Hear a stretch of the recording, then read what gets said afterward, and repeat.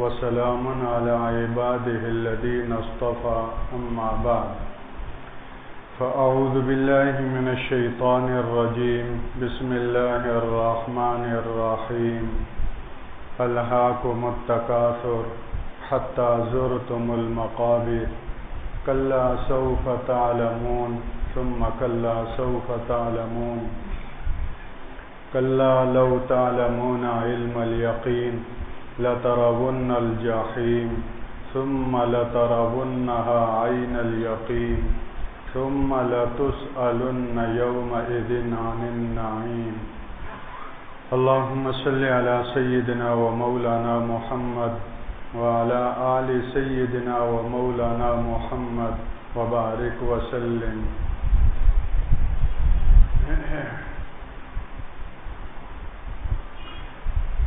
قرآن مجید اللہ جل شانہ کا کلام ہے اور یہ اس دھرتی پر انسانوں کے پاس ایسی چیز ہے کہ جو اس زمین کی اور اس دنیا اور اس جہان کی نہیں ہے. یہ عالم بالا کی چیز ہے. لوح محفوظ کا یہ حصہ ہے. بل هو قرآن مجید فی لوح محفوظ. یہ بزرگی والا عظمت والا قرآن ہے جو لوح محفوظ میں ہے. اور اللہ جل شانہ نے سید الملائکہ جبریل امین کے ذریعے سے رسول اللہ صلی اللہ علیہ وسلم کے قلب اطہر پر بذریعہ وحی اس کو اتارا ہے. وَإِنَّهُ لَتَنزِيلُ رَبِّ الْعَالَمِينَ نَزَلَ بِهِ الرُّوحُ الْأَمِينُ عَلَى قَلْبِكَ لِتَكُونَ مِنَ الْمُنذِرِينَ بِلِسَانٍ عَرَبِيٍّ مُبِينٍ نحن نقص عليك احسن القصص بما اوحينا اليك هذا القرآن. اس دھرتی پر کوئی فرد بشر، مرد اور عورت، کوئی انسان، امیر غریب، کالا گورا، عربی اجمی ایسا نہیں ہے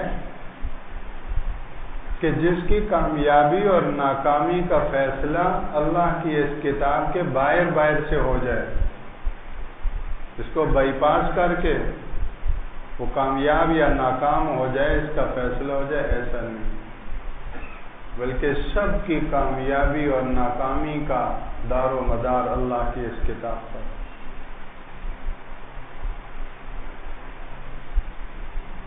رسول اللہ صلی اللہ علیہ وسلم کو جب اللہ جل شانہ کی طرف سے شفاعت کی اجازت ہوگی، صحیح مسلم کی حدیث میں ہے کہ اللہ کے رسول صلی اللہ علیہ وسلم جہنم سے کتنوں اور کیسوں کو نکالیں گے باذن خداوندی، لیکن بالآخر الا من حبسہ القرآن، ان کو نہیں نکال سکیں گے جن کو اللہ کے قرآن نے جہنم میں قید کر لیا. یعنی جن کے بارے میں اللہ کے قرآن کا فیصلہ پہلے بتا دیا گیا ہے کہ یہ مخلد فی النار ہوں گے، ہمیشہ جہنم میں رہیں گے، تو اللہ کے رسول صلی اللہ علیہ وسلم شفاعت کے ذریعے سے ان کو جہنم سے نہیں نکال سکیں گے. اس کے لیے حدیث پاک کے الفاظ جو اللہ کے رسول صلی اللہ علیہ وسلم نے ارشاد فرمائے وہ الا من حبسہ القرآن کے الفاظ. کیسے الفاظ ہیں کہ جن کو قرآن نے روک دیا اور قید کر لیا. تو ہر فرد بشر کا کامیاب اور ناکام ہونے کا فیصلہ اس کا دار و مدار اللہ کی اس کتاب پر ہے، جس کا لازمی تقاضا یہ ہے کہ ہر ایک کی سب سے بنیادی اور کلیدی ضرورت اللہ کی کتاب ہے. ہمیں ڈرنا چاہیے کہ ہم اس سے کتنے مستغنی ہیں، اس سے کتنے غافل ہیں.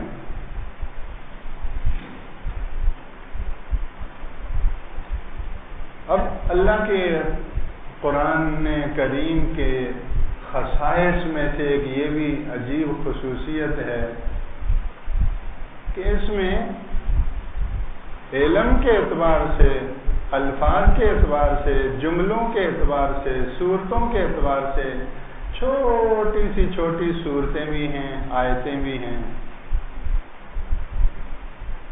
کہ کوئی کم سے کم تر درجے کے ذہن والا آدمی، کوئی امی سے امی درجے کا آدمی، وہ بھی اللہ کے اس قرآن سے کچھ نہ کچھ حصہ لینے سے محروم نہ رہے۔ چنانچہ یہ آخر کی جو ہمارے ہاں 10 صورتیں مشہور ہیں، حالانکہ 10 نہیں زیادہ ہیں، جو چھوٹی چھوٹی بظاہر صورتیں ہیں۔ دوسری طرف بڑی بڑی صورتیں بھی ہیں۔ سورہ بقرہ قریب 2.5 پاروں کے اوپر مشتمل بڑی صورت ہے، اور قرآن مجید کی سب سے بڑی صورت جسامت کے، ضخامت کے اعتبار سے بھی اور احکامات کے اعتبار سے بھی 1000 احکامات پر مشتمل ہے۔ لیکن دوسری طرف یہ چھوٹی چھوٹی سی صورتیں ہیں جو ہر ایک مسلمان مرد اور عورت کو یاد ہوتی ہیں اور ہونی چاہیے۔ اس کے ساتھ ساتھ یہ بھی ضرورت ہے کہ شب و روز کی نمازوں میں ہم ان صورتوں کو پڑھتے ہیں، ان کی قرات کرتے ہیں، جس کے ذریعے سے ہماری نماز کا فریضہ ادا ہوتا ہے۔ نماز میں قرات قرآن فرض ہے۔ تعیین کے ساتھ سورہ فاتحہ پڑھنا واجب ہے۔ سورہ فاتحہ کے علاوہ آگے کوئی سورت یا قرآن مجید میں کہیں سے بھی پڑھنا وہ بھی واجب ہے۔ سنت اور نفلوں کی ساری رکعتوں میں، وتر کی ساری رکعتوں میں، اور فرائض کی پہلی 2 رکعتوں میں سورہ فاتحہ پڑھنا بھی واجب، اور اس کے بعد آگے کوئی سورت یا کچھ حصہ قرات کرنا وہ بھی واجب ہے۔ دونوں میں سے کوئی ایک واجب بھی رہ گیا تو سجدہ سہو کرنا لازم ہوگا۔ سورہ فاتحہ پڑھنا بھول گئے، آگے کچھ پڑھ لیا، رکوع کر لیا، تو آخر میں سجدہ سہو آئے۔ کہ سورہ فاتحہ تو پڑھ لی لیکن آگے کوئی سورت ملائے اور پڑھے بغیر ہی رکوع کر لیا تو وہ واجب رہ گیا، آخر میں سجدہ سہو لازم ہوگا۔ لیکن مطلق قرات کہ نماز میں کچھ نہ کچھ اللہ کا قرآن پڑھنا یہ فرض ہے، قرات قرآن فرض ہے، تو آخری کچھ نہ کچھ صورتیں یاد ہوتی ہیں، ہونی چاہیے، اور اس میں ترقی بھی کرنا چاہیے، لیکن یاد ہونے کے ساتھ ساتھ ان کا اجمالاً مفہوم اور مضمون وہ بھی معلوم ہونا چاہیے، تاکہ نماز میں نہ صرف یہ کہ دل لگا کر اس کو پڑھیں، لیکن نماز کے اندر اس کے ذریعے سے میری تربیت ہو۔ اب یہ ایک صورت ہے جو ابھی تلاوت کی گئی ہے، سورہ تکاثر، کتنی جاندار صورت ہے اور کیسے زوردار بیان والی صورت ہے۔ میرے اور آپ کے بیان کے اندر کیا وزن ہے؟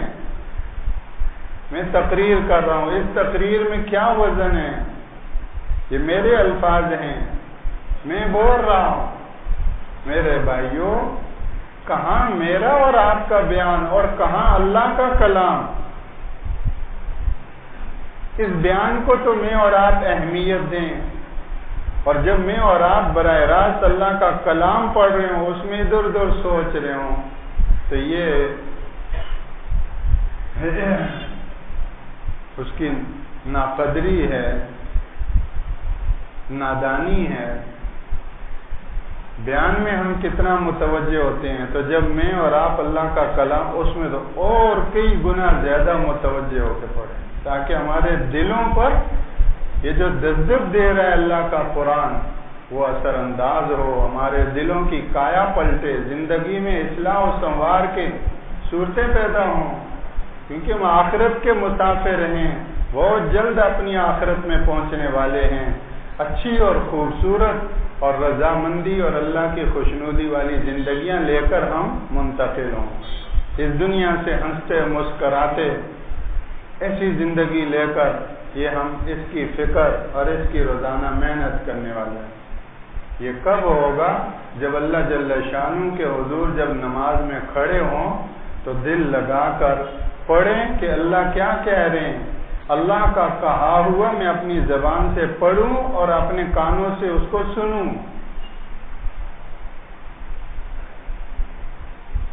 شاہ عبد القادر رائے پوری رحمہ اللہ عجیب تمثیل سے سمجھاتے تھے، فرمایا کہ تم نے شجرہ موسیٰ سنا ہے؟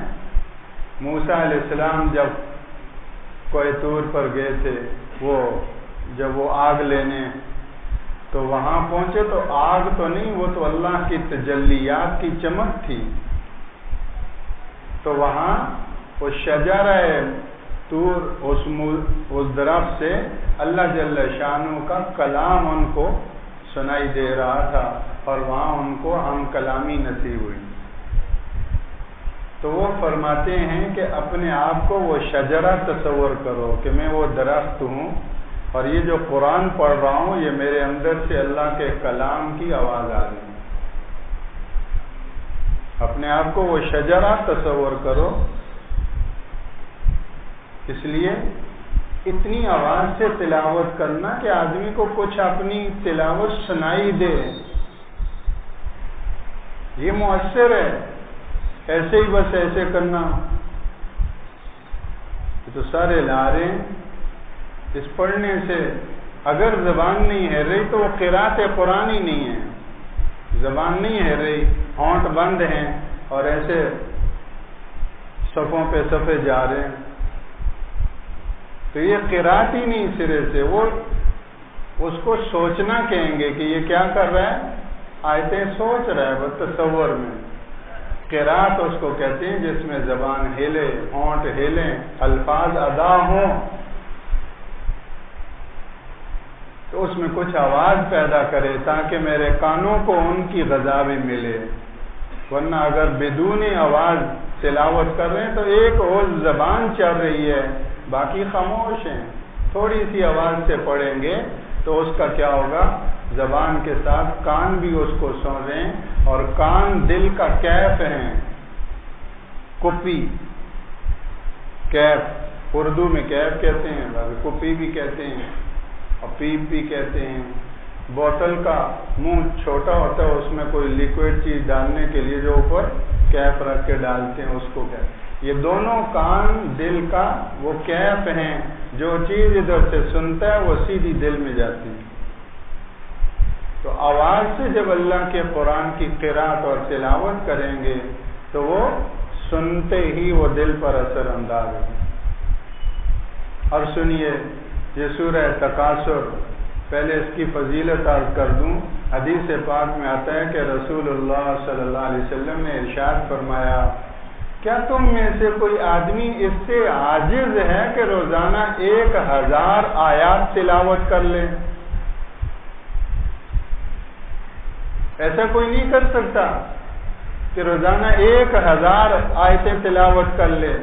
اور پھر ارشاد فرمایا، الہاکم التکاثر حتی زرتم المقابر کلا سوف تعلمون ثم کلا سوف تعلمون کلا لو تعلمون علم الیقین لترون الجحیم ثم لترونها عین الیقین ثم لتسألن یومئذ عن النعیم۔ یہ سورہ تکاثر جس نے پڑھی اس نے گویا کہ 1000 آیتیں پڑھی۔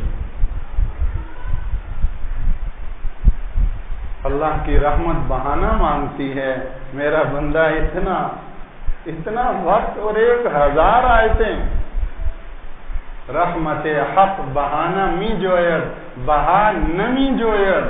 اللہ کی رحمت بہانہ مانگتی ہے، بہا نہیں مانگتی کہ زیادہ لے کر آؤ تو زیادہ دوں گا، بہانہ مانگتی ہے، وہ بندہ نواز ہے۔ تو اتنی دیر ہوئی، ایک سورت پڑھ لی، فرمایا 1000 آیتوں کے پڑھنے کے برابر۔ اس سے ایک اور بات بھی معلوم ہوئی کہ اس سورت کے اندر پاور کتنا ہے۔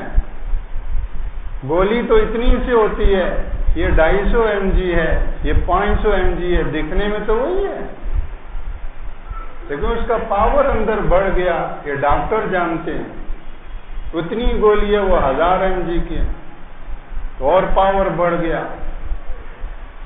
تو یہ اللہ کے رسول صلی اللہ علیہ وسلم نبوت کی نگاہیں دیکھتی ہیں کہ یہ سورہ تکاثر بظاہر تو اتنی سی ہے لیکن اس میں پاور کتنا ہے، 1000 آیتوں کے برابر ہے.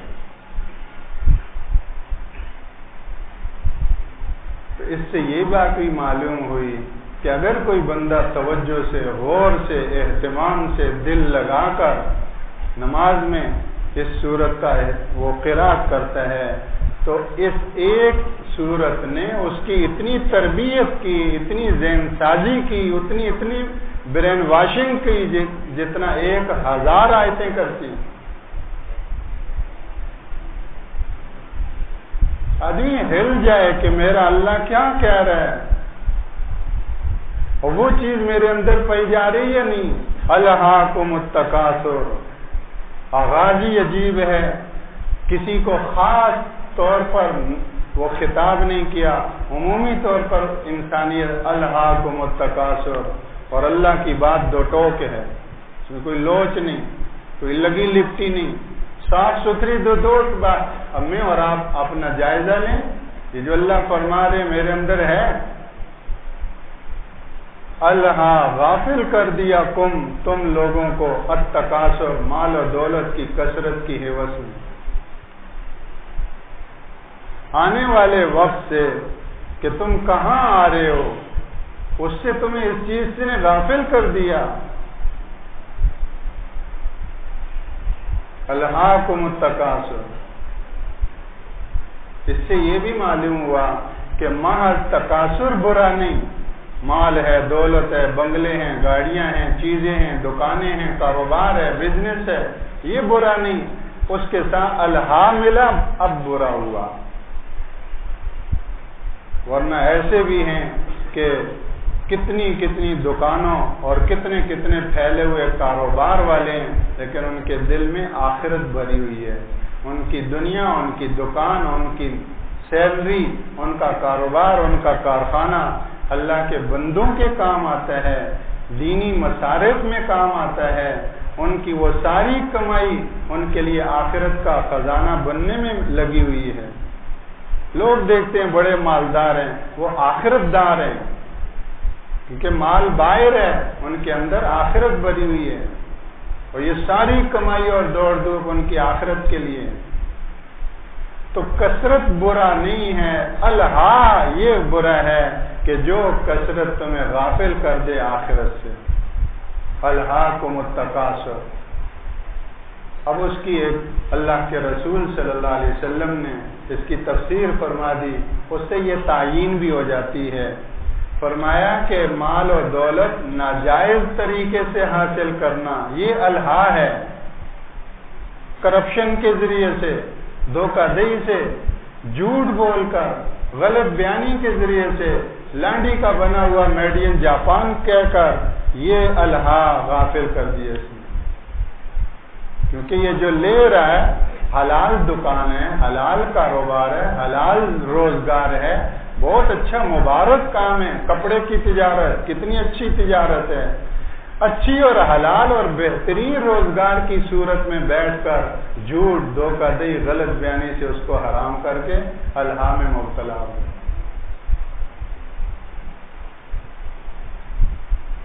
الہاکم التکاثر. یہ کب تک رہے گا؟ اگر یہ مرض چمٹ گیا کب تک رہے گا؟ اس کی کوشش کرو کہ اس مرض کو اپنے سے دور کرو، اس مرض میں اپنے آپ کو علاج کے لیے پیش کرو. بڑے بڑے نامی گرامی اسپتالوں میں پہنچنے والوں اپنے آپ کو کیا کرو، اس مرض کا بھی مریض سمجھ کر فوراً اپنے علاج کی فکر کرو. میں بھی اور آپ بھی. الہاکم التکاثر جن کو خطاب ہو رہا ہے اس میں ہم سب ہیں. ورنہ کیا ہوگا؟ یہ مرض تمہیں موت کے گھاٹ اترنے تک پیچھا نہیں چھوڑے گا. حتی زرتم المقابر، یہاں تک کہ تم قبروں کو جا پہنچے. آج خود تھوڑا ہی چھوٹتا ہے. ان اللہ والوں کی صحبت اختیار کرو جن کے دلوں میں آخرت کی انگیٹھیاں بڑک رہی ہیں، جن کے دلوں میں آخرت کے تندور جل رہے ہیں، ان کے قریب بیٹھو کہ تاکہ تمہارے ٹھنڈے دلوں کے اندر بھی وہ آخرت کی شمع روشن ہو۔ یہ سینہ بسینہ یہ دولت منتقل ہوتی ہے، گلی کوچوں میں نہیں ملتی۔ کہتے ہیں کہ صحابہ کرام کے بہت سارے نام ہو سکتے تھے، لیکن ایک نام سارے صحابہ کا، وہ صحابہ ہے۔ اندر جائیں ڈیٹیل میں تو انصار بھی نکلیں گے، مہاجر بھی نکلیں گے، لیکن اوپر اگر سب کا ایک نام لو تو صحابہ وہ نام ہے جو صحبت سے ہے۔ قیامت تک آنے والوں کو بتایا جا رہا ہے کہ انسان صحبت سے بنتا ہے اور بنے گا۔ اکبر الہآبادی مرحوم نے یہی کہا کہ کتابیں کورس تو لفظ ہی سکھاتے ہیں، انسان بناتے ہیں۔ آج تو کورس بھی نہیں، گوگل ہے۔ ارے جب کورس لفظ سکھاتے ہیں تو گوگل کیا سکھائے گا؟ وہ گوگل پہ اور نیٹ پہ مطالعہ کر لیا، بن گئے۔ تو کورس نہیں بنا سکتے، تمہیں گوگل بنائے گا۔ اس اکبر الہآبادی، اللہ ان کی قبر کو نور سے بھرے، اس دور میں کیسی بات سمجھا کے کہہ گئے، کورس تو لفظ ہی سکھاتے ہیں، انسان بناتے ہیں۔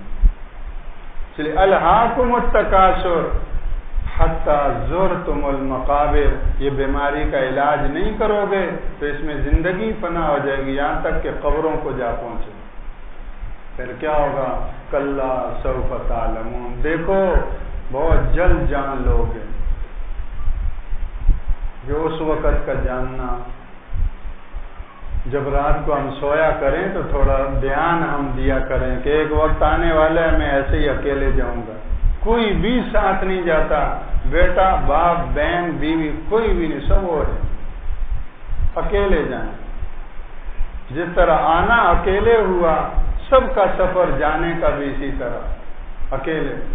کوئی ڈیفنس میں ہے، کوئی انگلینڈ میں ہے، کوئی امریکی صدر ہے، کوئی پاکستان کا ہے، جو بھی اکیلے جاؤ گے۔ وَلَقَدْ جِئْتُمُونَا فُرَادَا كَمَا خَلَقْنَاكُمْ أَوَّلَ مَرَّةٍ، تم اکیلے ہمارے پاس آئے جس طرح ہم نے اکیلا تمہیں بھیجا تھا۔ وَتَرَكْتُمْ مَا خَوَّلْنَاكُمْ وَرَاءَ ظُهُورِكُمْ، اور جو کچھ دنیا میں ہم نے تمہیں عہدے منصب چیزیں دی تھیں وہ سب چھوڑ کر آ گئے تھے۔ کلا سوف تعلمون ثم کلا سوف تعلمون، بھئی یہ کون کہہ رہا ہے؟ کون کہہ رہا ہے بھئی؟ تو ہم سنبھل جائیں، اللہ کی بات کو سن لیں، اس کو اہمیت دے کر اس کی روشنی میں اپنا جائزہ لے لیں اور اللہ سے دعا مانگے۔ اللہ اس وقت تو سبھی سمجھ گئے، فرعون بھی سمجھ گیا تھا۔ سورہ یونس میں آتا ہے جب موت کا جھٹکا لگا تو کہنے لگا کہ بنی اسرائیل کے رب پر میں ایمان لاتا ہوں۔ اللہ الصمد، وہ بے نیاز ذات نے کیا جواب دیا؟ الآن وقد عصیت من قبل وکنت من المفسدین، اب کہتے ہیں کہ بنی اسرائیل کے رب پر ایمان لاتا ہوں، جبکہ اس سے پہلے تو نافرمان رہا اور فسادی رہا۔ تو اے اللہ، کلا سوف تعلمون، ان سے مجھے نکال لے، آج مجھے اس کا علم یقین نصیب فرما دے کہ آج میں تکاثر کے جو مرض سے بچ جاؤں۔ الہا، آج مجھے شفا یابی نصیب فرما دے، اور جہاں میرے لیے یہ شفا کا سامان ہے میرا دل وہاں لگا دے اور پہنچا دے، کل کے بجائے آج اور ابھی۔ اے اللہ، یہ الہا اس غفلت کے مرض سے مجھے خلاصی نصیب، صحت نصیب فرما۔ جس طرح ہم بیماریوں سے صحت مانگتے ہیں تو یہ روحانی بیماریاں یہ ہیں، ہم حاملوں کو وہ کہتے ہیں یہ روحانی بیماری ہے، وہ روحانی بیماری کہاں سے ہوتی؟ روحانی بیماریاں یہ ہیں، اور ان روحانی بیماریوں کے معالج وہ اہل اللہ ہوتے ہیں، صاحب نسبت مشائخ ہوتے ہیں۔ ثم کلا سوف تعلمون، پھر دیکھو ان قریب جان لو گے۔ کلا، دیکھو، لو تعلمون علم الیقین، اگر تم علم الیقین جانتے تو پھر کیا ہوتا؟ لو کی جزا محذوف ہے، لما الہاکم التکاثر، اگر تمہیں آخرت کا یقین ہوتا تو یہ تمہیں تکاثر غافل نہ کرتی۔ لترون الجحیم، آج تو غیب پر ایمان ہے، ایک وقت آنے والا ہے تم ضرور بے ضرور جہنم کو دیکھو گے۔ کیا کر رہے ہیں؟ ثم لترونها عین الیقین، پھر تم ضرور بے ضرور اس کو عین الیقین سے دیکھو گے۔ عین الیقین اس کو کہتے ہیں آنکھوں سے دیکھنا۔ آج ہمارا جنت اور جہنم کے برحق ہونے پر ایمان ہے کہ ایمان بالغیب ہے، بن دیکھے۔ ہم نے نہیں دیکھا جنت اور جہنم آخرت کو، اللہ اور اس کے رسول کے کہنے پر ہم نے مان لیا، اسی کو ایمان بالغیب کہتے ہیں، یؤمنون بالغیب۔ لیکن اللہ فرماتے ہیں کہ کل یہ غیب مشاہدے میں بدل جائے گا۔ ثم لترون عین الیقین، کھلی آنکھوں، یقین کی آنکھوں دیکھو۔ ثم لتسألن یومئذ عن النعیم، پھر تم سب سے پوچھ ہوگی نعمتوں کے بارے میں۔ حدیث پاک میں آتا ہے سب سے پہلی نعمت صحت، تندرستی، اس کے بارے میں پوچھو۔ اور قرآن پاک میں فرمایا ان السمع والبصر والفؤاد کل اولئک کان عنہ مسئولا۔ یہ ہم جتنے بیٹھے ہیں شاید ہی کوئی نابینا ہو، جتنے بیٹھے ہیں شاید ہی کوئی بہرا ہو، جتنے بیٹھے ہیں سب کے سینے میں دل دھڑک رہا ہے۔ ان السمع والبصر والفؤاد کل اولئک کان عنہ مسئولا، یہ دیکھنے والی آنکھیں، سننے والے کان، دھڑکنے والا دل، ان نعمتوں کے بارے میں ہر ایک سے پوچھو گی۔ کل اولئک کان عنہ مسئولا۔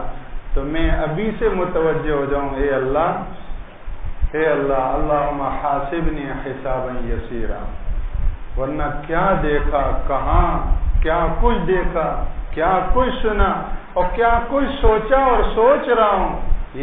جب یہ ڈیٹیل سامنے آئے گی تو اس وقت اے اللہ اس وقت کی مشکل پوچھ سے حفاظت کرنا۔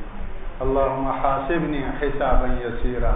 آج اللہ کو سامنے رکھ کر، اللہ کی ان جو ہے وہ ہدایات و احکامات اور آیات کو سامنے رکھ کر آج جو چلے گا تو وہ کل اللہ کے حضور سرخرو ہوگا۔